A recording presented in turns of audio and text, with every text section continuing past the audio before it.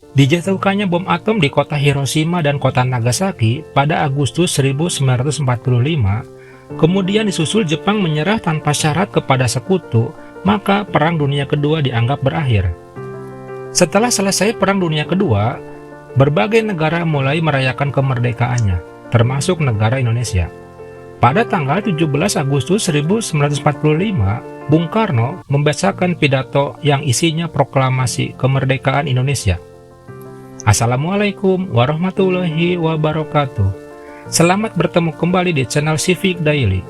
Bagi kalian yang baru menemukan channel ini, silahkan melakukan subscribe dan aktifkan notifikasinya. Dukungan kalian sangat membantu untuk membangun channel ini menjadi berkembang dan memberikan informasi terbaru. Pada video kali ini, kita akan sajikan tentang mengapa perdamaian dunia dianggap penting. Dalam video ini, saya akan membagi beberapa bagian pembahasan. Yang pertama, makna hubungan internasional. Yang kedua, pentingnya hubungan internasional bagi Indonesia. Yang ketiga, politik luar negeri Indonesia dalam menjalin hubungan internasional. Yang keempat, sarana hubungan internasional Indonesia. Hubungan internasional berarti sebuah hubungan antar bangsa, baik antara warga negara suatu negara dan warga negara lain, negara dan individu, badan hukum, serta negara dengan negara.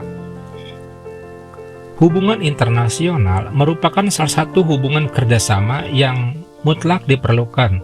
Hal ini dikarenakan tidak ada suatu negara pun di dunia ini yang dapat hidup tanpa berhubungan dengan negara lain.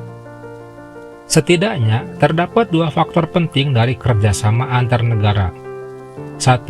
Faktor internal, yaitu kekhawatiran terancam kelangsungan hidup sebuah negara, seperti adanya kudeta, intervensi negara lain, dan penguasaan negara lain. 2. Faktor eksternal, yaitu suatu negara tidak dapat berdiri tanpa bantuan dan kerjasama dengan negara lain, seperti musibah bencana alam, kesehatan, dan lain-lain.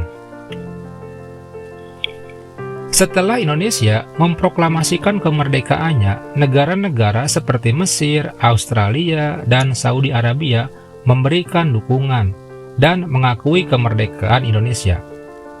Dukungan negara-negara tersebut membuktikan telah terjalinnya hubungan internasional. Tujuan dan cita-cita luhur suatu negara lebih mudah dilakukan, terlebih bagi negara Indonesia yang bertujuan ikut serta dalam perdamaian dunia. Setiap negara memiliki kebijakan masing-masing dalam melakukan politik luar negerinya. Kebijakan politik luar negeri Indonesia tidak terlepas dari pembukaan Undang-Undang Dasar 1945 pada alinea keempat tentang tujuan negara, yaitu ikut serta dalam perdamaian dunia yang berdasarkan kemerdekaan, perdamaian abadi, dan keadilan sosial. Tujuan negara tersebut bukan tanpa sebab, karena pada saat Indonesia merdeka, terdapat dua kekuatan besar pasca berakhirnya Perang Dunia Kedua, yaitu kekuatan Blok Barat dipimpin oleh Amerika Serikat dan Blok Timur dipimpin oleh Uni Soviet. Prinsip politik luar negeri Indonesia bebas aktif. Ini dicetuskan oleh Muhammad Hatta pada 2 September 1948 di depan Badan Komite Nasional Indonesia Pusat. Pidato Hatta yang berjudul Mendayung di Antara Dua Karang, mendayung berarti aktif sedangkan dua karang yaitu dua kekuatan besar, Blok Barat dan Blok Timur. Garis Besar Politik Indonesia, Pusponegoro 2008. 1. Tanpa mengikatkan pada fakta-fakta militer yang ada, meminimalisir kekuatan Blok Barat dan Blok Timur. 2. Menjauhkan diri dan meninggalkan pola penyelesaian sengketa dengan cara kekerasan dan tekanan. 3. Menghapuskan penjajahan.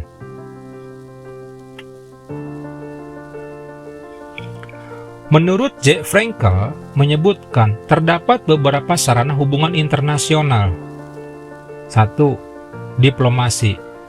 Diplomasi digunakan untuk memperjuangkan kepentingan setiap negara.